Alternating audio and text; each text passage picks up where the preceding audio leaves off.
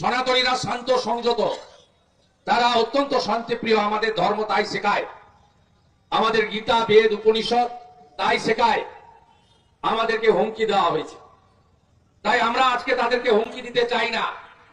আমি শুধু বৎসদের একটা কথাই বলি যে এই ধরনের উগ্রবাদ জঙ্গিবাদ দেখে দেব, মেরে দেব, কেটে দেব, এই ধরনের ভাষা মাদ্রাসাতে পড়াশোনা করলেই মুখ থেকে বেরোয়, অন্য জায়গা থেকে পাওয়া যায়। বেশি লাফালাফি করবেন না। কতগুলো অর্বাচীন ঢাকায় দাঁড়িয়ে কাল বলছে 4 ঘন্টার মধ্যে নাকি কলকাতা দখল করবে। ওই লোকগুলো কোন স্কুল কলেজে পড়েছে বলে জানা নেই আমার, বিজ্ঞানের ন্যূনতম ধ্যান ধারণা আছে বলে জানা নাই, কতগুলো মাদ্রাসাতে পড়েছে, ওই জন্য ঢাকা থেকে ওই ধরনের কথাবার্তা বলছে।